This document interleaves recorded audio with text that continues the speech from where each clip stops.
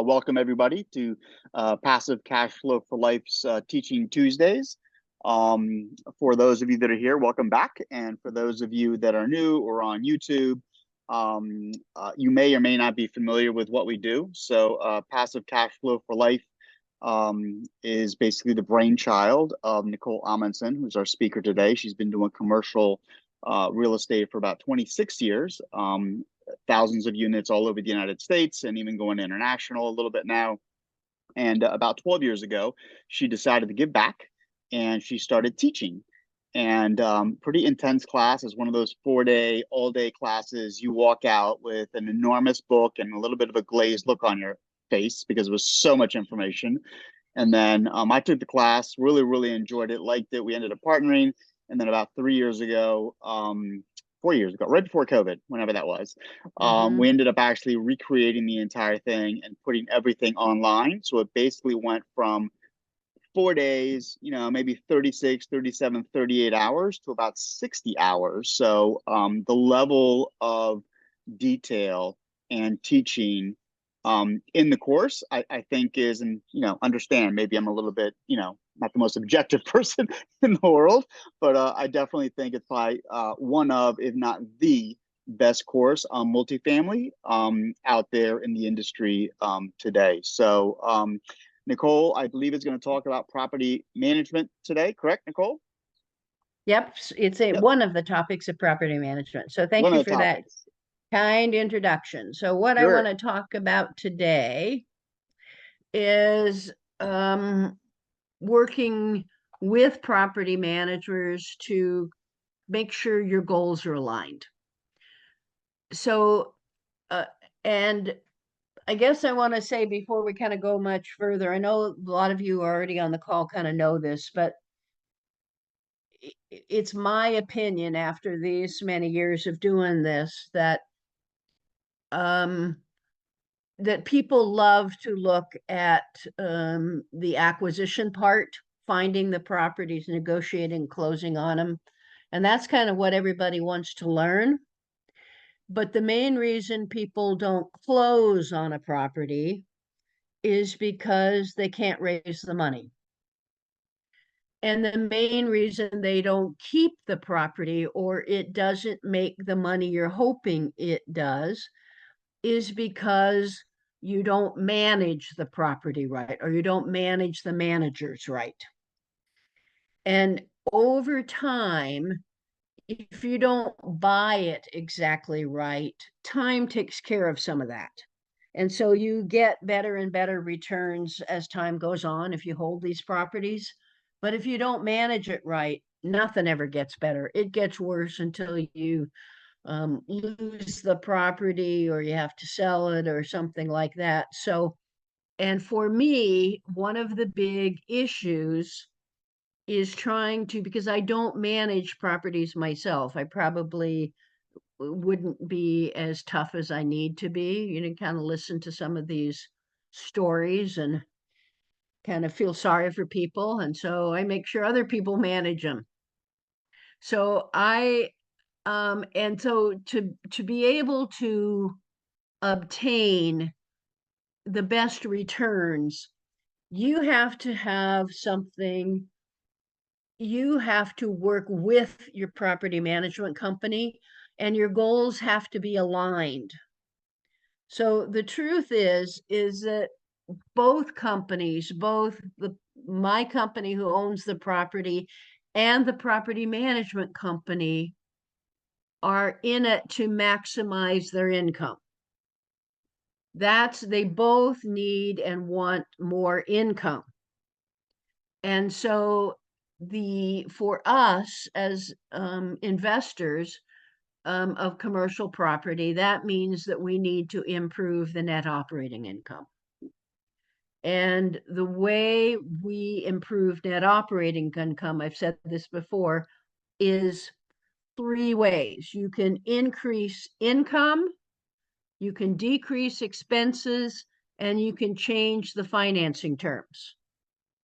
So 2 of those, the income and expenses, are a lot of times in the hands of the property management company. So you need to figure out how to work with them effectively so that you can get where you want to go. So there's generally 4 or 5 areas that to me have over the years have been the biggest areas of conflict and headbutting and stuff like that. And so I want to just go through those briefly. Now there's a whole lot more, but these are the ones I want to kind of talk about tonight a little bit. So the are so a lot of property management companies want to get paid when a unit goes vacant. There are typically, particularly in small properties, property management companies will charge fees and various kinds of things for repairs and maintenance. Property management companies will, if you've got work to be done on some apartments and you're hiring somebody, property management companies will want to oversee that work and get paid for doing that. There is a tendency growing where they want to get paid on gross rents as opposed to, so it's not collection, it's what your gross rents are, as opposed to the collection, being paid on rents collected. And some want to get paid for things that I typically think of as one of the things that comes in their job descriptions, like doing the books and things like that. So we're going to go through some of these just kind of one by one. So one of the things I do want to say is that now I own properties, but I also co-owner of a couple of property management companies. So I can kind of see it from both sides of the aisle here. And property management companies tend to think of us as investors as cheap, and a lot of us are. We want to pay the least amount and don't pay them, want to pay them for the work they're doing. So it is and they do work hard to try and get your properties the income you want to try and meet your goals and stuff. And so what I've tried to do over the years is to figure out ways where I can meet my goals and they can meet their goals, and how we work together to get there. And that typically is through aligning, linking the success of me to the success of them, and aligning so we're all headed in the same direction. So if you look at the arrows here, they're all kind of going in the same direction. And that's kind of what I was trying to say there. Okay. So let's talk about the biggest one. And I think this is pretty ubiquitous across the country. Is that property management companies are going to charge you a full month's rent if a unit goes vacant and they have to get it filled again. Well, that benefits them. That is a way for their income to go up, but it certainly doesn't benefit my net operating income. Because it's a bigger expense. Now, one of the things I've said many times, if you've listened, is one of my biggest controllable expenses, controllable now, is turnover. So if I can keep the turnover down, I make more money. So it is not in my interest to be bonusing property management companies when a unit turns over, when it goes vacant and they have to fill it, because then they don't have any real reason to keep the unit filled. It is not helping their bottom line. So what do? So in typically, we have residents sign a 1-year lease, right? If the resident doesn't stay 1 year, there's an issue with generally with who the property management company is putting into the property. Now, there are always extenuating circumstances. So I'm always listening to those extenuating circumstances. So somebody lost their job and they don't have any income, or somebody got transferred and they have to move. But most of the time, it isn't something like that. So if a resident doesn't stay the full year of their contract, of their lease, then the PM company is going to fill that vacant unit for free. They're not going to charge me that. If the people stay less than 3 to 6 months, and that's up to you, your choice, then the property management company is going to eat the cost to turn the unit, which typically means the cleaning, the vacancy amount, those kinds of things. So that's my kind of that's my stick. My carrot is that at the 1 year time of renewal, they get 10% of the collected rent on that, just that unit. And each month for 1 year, or each month for 5 months, or they get 1 month signing. They want a 1 month bonus when somebody comes in and signs a new lease for another year. So I'm trying to bonus them, but I'm bonusing them for keeping people, for having people stay, not for people turning over, because that is alignment of my goals. The other thing I do is that we routinely have performance measures and bonuses for both on-site staff and property management companies are based on the achievement of the bonuses. And one of my achievement of the goals, sorry. And one of my performance measures is turnover. And so I am so if there isn't the turnover, then that increases their bonuses at the end of the year. And the last slide I want to show you here are kind of some of our typical bonus structures for performance measures that relate to these things that help me align my goals. So that's vacant units. Let's talk about repairs and maintenance. So this is one of my headaches, one of my bugaboos.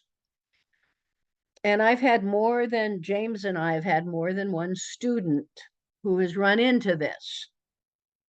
It tends to be in smaller properties where you do not have on-site maintenance staff, right? But what there is typically is doing is that in small properties, when you hire a property management company, you're paying them a higher percent of collected rents. And for that, they are filling units, they are showing units, but they are not doing the repairs and maintenance. So that is coming out of your expenses, both the labor and the materials. So it is pretty typical that if you are hiring an outside contractor, many PM companies is going to send one of their staff to be there when the contractor is there to make sure nothing goes wrong. On the face of it, that doesn't look like a bad thing to kind of make sure that people are taking care of your property. The downside for me is that they typically are going to, so you don't need a $20 or $30 an hour employee to sit with somebody while they are fixing something. But that's what they charge. And they charge from the time somebody leaves the office, all the time they're sitting there. So if a contractor says they're going to get there sometime between 9 and 12, well, they're there between 9 and 12, and they get paid that entire time, and they get paid for the travel back. So something that is a $200 repair or maintenance fix, when you talk about the contractor and materials, is now $600 or $700, and the other $400 goes to the property management company. You can't do that very often, right? So my solution is that when you go to hire a contractor, when a property management company goes to hire a contractor, they only hire people who are licensed and have been in the business for a while. And the contractor comes to pick up the key, or you have a lockbox code on the property if you know there's going to be some kind of repair and maintenance, and they can get in that way. And they can take care of the issue themselves, and they have a phone number to call. I really don't see the need most of the time to have somebody babysitting that person, right? The other thing we do is that if the property is occupied, see if you can set up a time where the resident can be there when the contractor comes. But so how do we manage this? So one of our measures a lot of times is, are we staying within the budget? And if we're not in the budget, then they don't meet that. The other thing is their biggest bonus for property managers is if we meet the net operating income goal. And so that can be a hefty amount of money.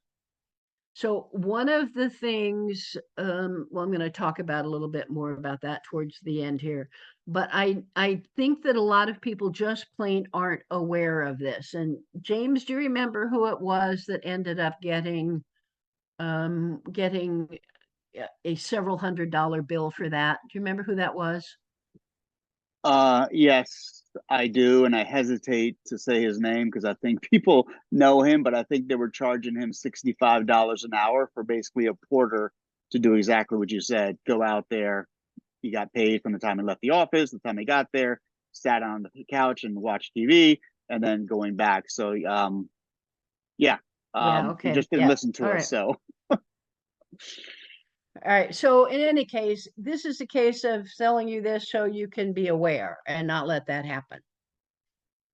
All right. So the other thing, and you all have heard me, well, if you've been on these before, you know that if I have a significant amount of rehab to do on a property, and in commercial property, we call rehabbing repositioning.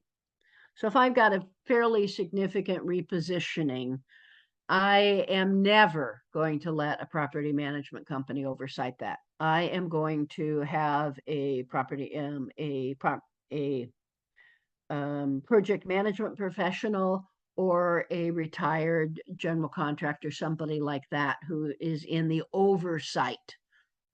And they're getting paid to bring the thing in on time, on budget, and within the quality without a lot of change orders. That's how they get paid. But for smaller things where you may be doing updating, one unit, or if you have some single family houses, you're updating the lighting or the floors in a house. A lot of people will use a property management company for that. Most of the time, if it is above, $2,000 to $3,000, I'd rather have somebody oversighting it other than the property management company. And the main reason I'm doing that is because most of the time, property managers, when they're managing a project like this, get paid 8 to 10% of the amount of the job. So if the job is $3,000, say, then they get $300. Well, if I have a change order that's going to add another $1,000 to this, they get another $100. So their benefit isn't to try and manage and control the time or the budget or the quality. That isn't where their paycheck comes from. And so if I am going to do that, then I am not going to pay them on the typical a percent of the amount of the job. I'm going to pay them like I would a property manager. I mean, sorry, not, I keep saying property management company. I mean a project management professional. I'm going to pay them based on the job coming in on time, on budget, and the job done in a quality manner, right? So that's how they're going to get paid. And it's still going to be somewhere around 8 to 10% of the job. It's just that I don't have the job creep, if you kind of get what I'm going at there. And so if things come in way over budget or way over time, my contracts with them typically are going to have them losing some of that money. So they're they are aligned with me in that they get maximum payment for bringing the job in the way I want it done, right? Having said that last bullet, I want to inject a bit of common sense, because if you have something that's in the walls that you didn't know about, you're going to have to fix that. And it isn't fair to penalize somebody for something that was unknown and unable to be known at the time you did that, right? So the general point is that I don't want their impetus to be on having the job go longer, having change orders, having it cost more. I want their focus to be on the budget, the what is in the scope of work, it gets done in a quality time and in the time allowed. So I hope that's kind of clear with that. All right. So there's other common areas, then I'm just going to kind of hit these just a little bit. So a lot of seeing this more and more where property management companies, in fact, James and I were just talking about this, want to get paid based on the gross income, what the gross income should be, as opposed to what is actually collected. Again, my goal is to have 95 to 98% of collections. And I want their goal to be kind of the same, right? Not for, and if they get paid, whether, if the rent roll says I should be getting $20,000 a month and they're getting 10% of that, they get $2,000 whether they collect money or not. And that's just not in my interest. But the other thing to make it a little better is that I also will pay them a percent of all income. So if I have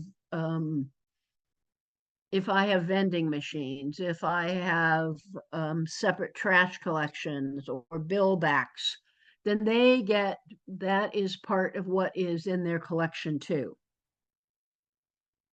The other thing is that a lot of them want to be paid for kind of those extra things.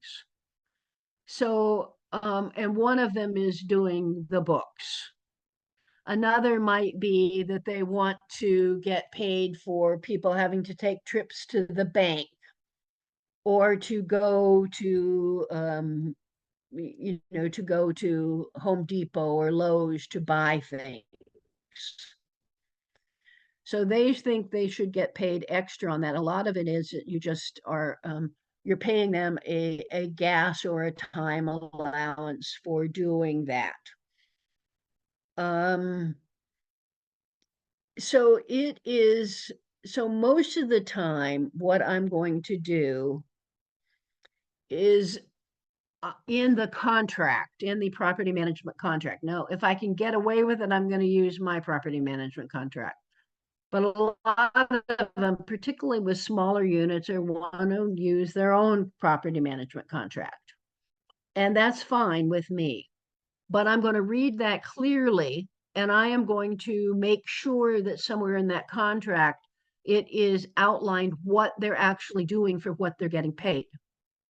And if it isn't there, then I put it in my addendum for what I think they're getting paid for. I actually did this. We've talked about a contract in the past and what goes into my addendums. So I think if you go back to our previous Teaching Tuesdays, which are up on our YouTube site, you can be able to find that. All right, so this is kind of what do I tend to pay on? And this is just me. You can take this at the grain of salt. I've been hearing from some of the property management companies is that they want to be paid more, but this is what I'm still paying. If there is no staff at a property, right? So it's a small property and so it's less than 20 units. And the property management company is doing it all, then I tend to pay 8 to 10% of collected rents. And the PM is responsible for leasing, showing units, getting repairs and maintenance done, but we are paying for the materials and payroll. So 20 units and less, I tend to be at 10%. More than 20 units, but less than 40, I tend to try to be at 8%. Once I'm at 40 units, I have enough units that I can hire a leasing person for 10 to 15 hours a week. All right. Or I can use one of the PM staff members and have them dedicated to my property 10 to 15 hours a week. And then they can do other things if they're not leasing, like, fixing up websites, getting things like that done. And I will pay the property management company for their time. Now it becomes you have to pay attention to what they're actually doing and the hours they're actually spending. 60 units and more, I tend to have enough property or enough units that I can hire a full-time leasing person and a part-time maintenance person. 80 to 100 units, full-time leasing, full-time maintenance. Over 100 units, right? So I'm paying, it's 40 to 80 units. I'm generally paying 6 to 7% of collected rents because now remember, I have staff that I'm also paying for. So once you have staff that comes onto the property that are employees of the property, then the property is paying those expenses. And so what now I'm going to pay the property management company goes down. 100 units or more at 6%, more than 100 units, I'm down at 5% about, because I have staff to take on more than that.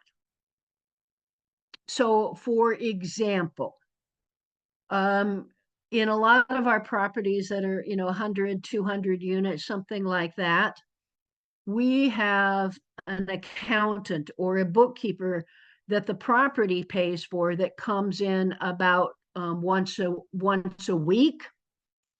And they're keeping the books, they're doing the accounting, they're paying the bills. And so the property is paying for that, not the property management company. Hope that's clear to people, right? All right. So this is, I'm trying to just hang on, I think I've already said most of this. So here are some of the things that are that we've already talked about. And some of these things is that in the property management contract, I'm going to go along with them. If it's a small property, I'm not going to be able to talk the property management company into having separate accounts for my properties. But I am then going to make sure that we do some unscheduled audits a couple times a year to make sure that I have receipts and I have bills for everything that are being paid. One of the things I do want is that the people who are collecting the money are not paying the bills. I want insurance coverage for the PM company. They're going to have insurance. I'm going to have insurance, and we both put the other as additional insured. We also put in how much they can spend without getting bids, right? All right, so this is the last slide I really want to talk about here. And so we've talked about how do we try and align our goals with the property management goals. And a good part of it comes from our performance measures, the results of our performance measures, and the bonuses that are tied to accomplishing those. So here are some of our typical performance measures. The biggest one is the net operating income, because it looks at both income and expenses, right? And so it is not untypical that if a property management company is doing a good job on a big property, that they get $8,000 to $10,000 if they meet the NOI budget, right? Occupancy. I don't want vacant units. Collections, retention and turnover. And sometimes, particularly in my manufactured housing, where we have water bills can typically get out of hand pretty quickly. And if I have water bills out of hand, I'm needing somebody to check on them to make sure we don't have leaks and stuff, that I may do a bonus 1 or 2 times that are tied to keeping the utility bills down and the insurance down. So they go trying to check insurance. So hopefully that gives you some ideas. James talked a little bit about our online course. If you want to know more about it, it's 36 modules and it has 60 hours of materials that cover finding properties, so the markets, acquisitions, raising money, managing property managers, and how do you build and maintain a business. All of that you can look at for a little bit. You can look to see kind of what's a little bit there at passivecashflowforlife.com. On June 29th, we are going to have a 4-hour webinar on land trusts. Land trusts, now a lot of people have heard about land trusts. A lot of people use land trusts, but one of the things, there is a lot of misinformation out there about land trusts. And there's a lot of things you can do with land trusts that most people don't know that can save you a lot of headaches. And so I'm going to try and go over some of the basics, but I'm really focusing on those things that I think most people don't know about or not quite sure what to do about, so that you have a better sense of the power of land trusts. All right, I think the only other thing I want to say here is if you have questions, send an email to support@passivecashflowforlife.com. And we put everything up on YouTube. So we have a YouTube channel, and that's the YouTube channel address. And all of these Teaching Tuesdays are up there. At this point, we probably have 50 or 60 of them. And this one that we're talking about here should be up by the end of the week, I would think. So that's kind of what I have to say. I'm going to kind of stop sharing and let's just open it up for questions. And a lot of the questions can be on Trying to think. A lot of the questions can be on this, it can be on other things, so I'm just opening it up to whatever questions you may have about anything. Can I take a quick second to brag on a couple of students? Sure, please do. So the Guinness group, which are affectionately known as the triplets, which are Joanna, Freddie, and Mel, who are all on, sent in an LOI on a mobile home park, 86 pads, I think, and sent it in a month and a half ago. Didn't hear back from the broker. Reached out to the broker, and they said, well, you just missed best and final, but let me talk to the seller, because even in the best and final, he didn't really like anything that he saw. And then sure enough, they got back to them and said, basically, hey, you know something, he's going to accept your LOI. So they accepted it today, and they're starting their due diligence. So I'm excited for them. It's going to be awesome. Congratulations, you guys. Woo! Congratulations. Yay! Thank you. Way to go, way to go. And Well, Nashra and Joe have been reaching out to several brokers here locally. They live in Dundalk, and they've been looking for local properties. And I think they've got a couple that they're putting offers or LOIs in, I think, which might have been rejected, but kind of the same thing. Nashra and I were just going back and forth in terms of, you never know, right? Just like these guys, you never know. Follow up with Brooks is the broker's name on this one.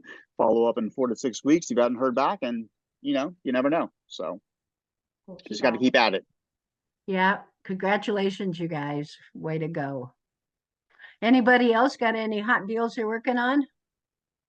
Congratulations, Nashra and Joe. Thank you. Thank you.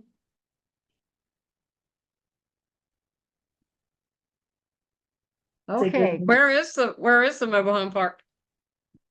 West Virginia. Oh, sorry. You guys should have answered that.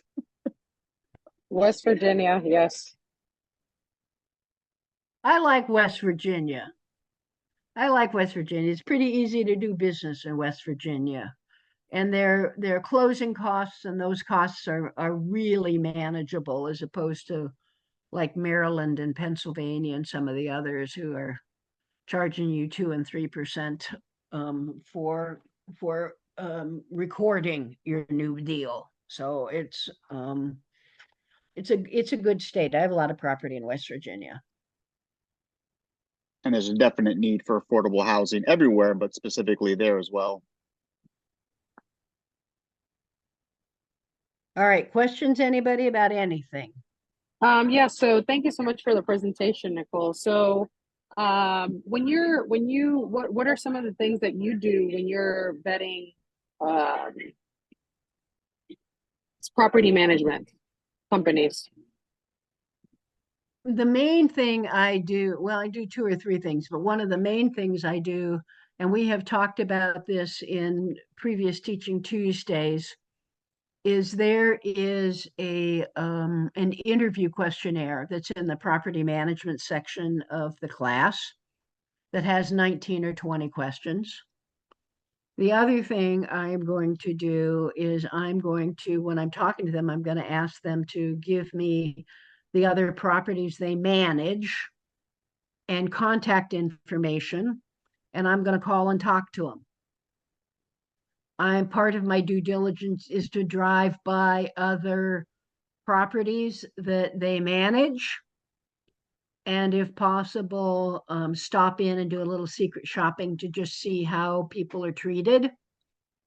And so you get a sense of, kind of their thinking through the interview, and kind of what other owners think about them, and then what the properties they manage look like, and how they are managed. That you get a sense of that when you talk to staff and look at what the site looks like. So it's just but I start with the interview. Or I will start with a broker who's So if you talk to several people in the area about good property management companies, West Virginia, that's hard to do because they're small generally. But you talk to people about who they recommend to manage. And if you talk to 4 or 5 people, you start hearing the same name again and again. So, James, would you add anything to that? No, I think in terms of driving by, I think a lot of people just talk to the owners, and sometimes owners will tell you the truth and sometimes they won't. So I think it's super critical that you actually drive by the properties that those PMs are actually say that they're managing. And the same thing, I mean, I tell everybody, you know, something, everybody you talk to in a market, you should be asking for the 3 referrals to something, you know, property managers, attorneys, whatever it may be. And to your point, you will notice, you know, 2 or 3 names start to pop up all the time. And those would be the people that I would speak to first.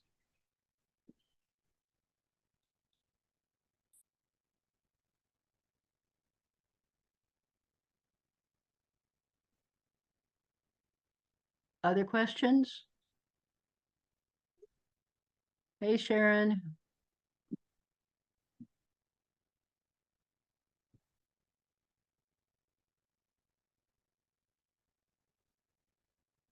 All right. Well, I don't know. What else should we, any questions about anything real estate? Do you have any funny stories about property management companies?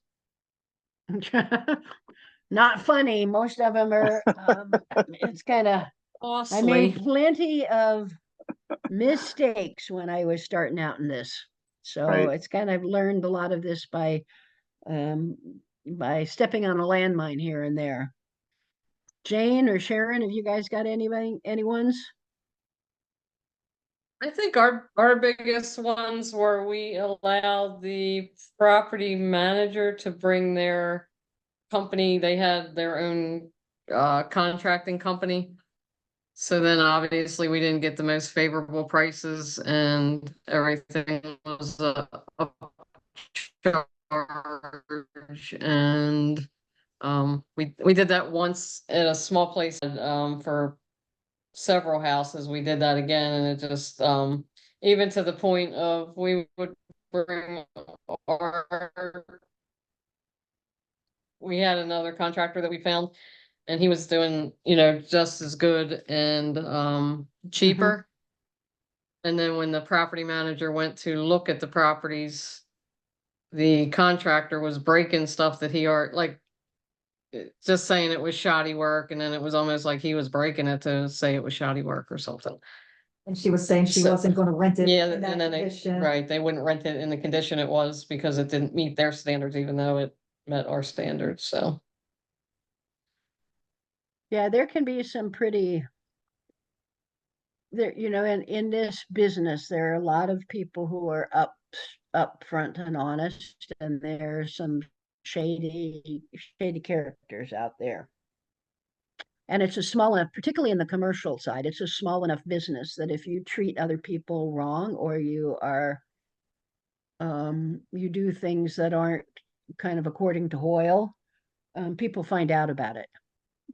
People tells everybody. So it's just better off if you can treat everybody with respect and integrity. To me, I mean that makes a big difference in the long run.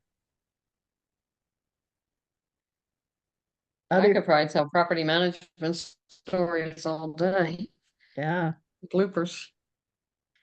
Well, my biggest one was when I very early on, my first. It was not a big property, but to me it was a big property. It was a 40 unit in Boise, Idaho, and it needed basically a lot of repositioning. And I used the property management company who hired their own contractor, and they just took me to the cleaners. And I probably was about 500,000, cost me about $500,000 more than it should have. And it took me years and years and years to work my way out of that. And I still have that property, but that's why, I am so adamant about some things I am about property management companies. I may not need to be, but that hurt bad, and I still remember it. I have flashbacks. So PTSD, you know, PTSD, yeah, property yeah, management. yeah. I guess our one of our biggest mistakes was like we found a new guy and we were new and it was like we're all gonna get grown together and you know, like he didn't know what he was doing, we didn't know what we were doing, so it was a debacle. Plus he Yeah, stole the security deposits, that's a whole other story. oh yeah, I've had those. That was one of my good ones in a mobile home park. We don't take cash. We haven't taken cash for years and years and years, right?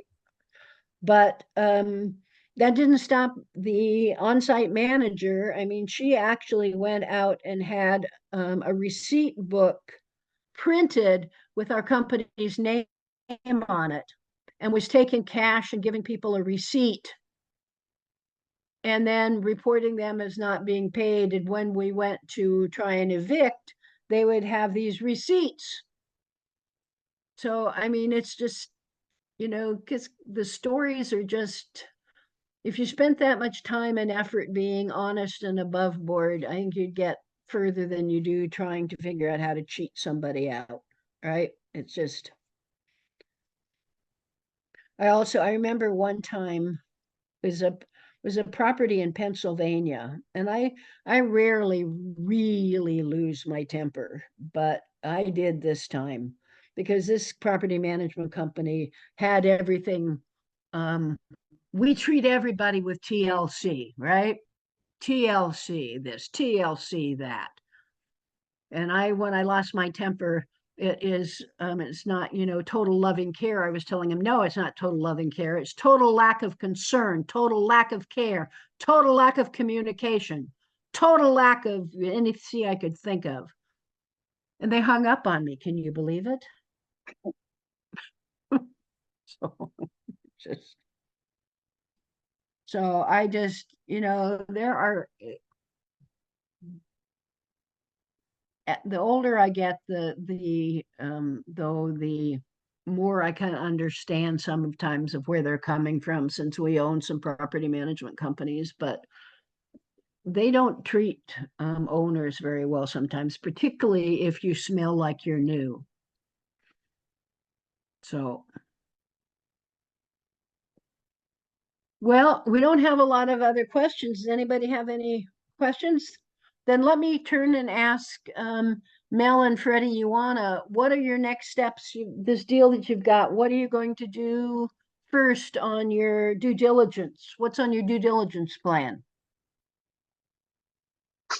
So I'm currently talking to some insurances.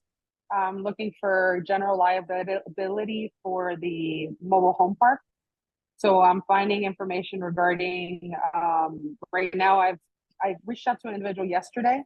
So it's called Trust Choice, and they gave me some local companies in West Virginia. So they've given me 3 numbers. One of them wasn't answering, so I'm doing that, and then I'm going to be finding information like in the area, the government areas, and reaching out to them to see what do they think of the area and the homes around there.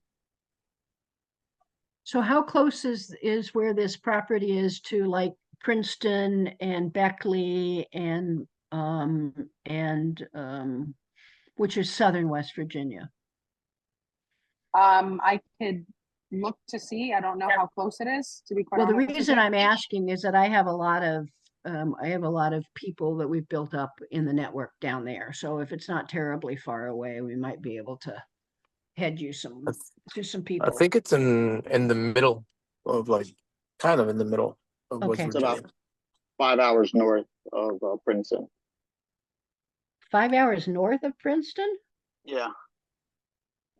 I'm 5 hours from Princeton from here. Yep. So it's up on close to Miranda, me. and the last time I looked, It's close to me. no, it's up here. I'll look it up. Hold on. And then to answer more of your question, Nicole. Well, we have a great coach, first of all, Jane. So we divvied up all the tasks that are to do. So it's just a bunch, and now we're just tackling them. Okay, yeah. Well, that's it. You kind of got that 60 days or that 90 days to close checklist. So I'd be kind of paying attention to that and making sure that you're kind of making sure all those things get done. Yep. Well, congratulations again.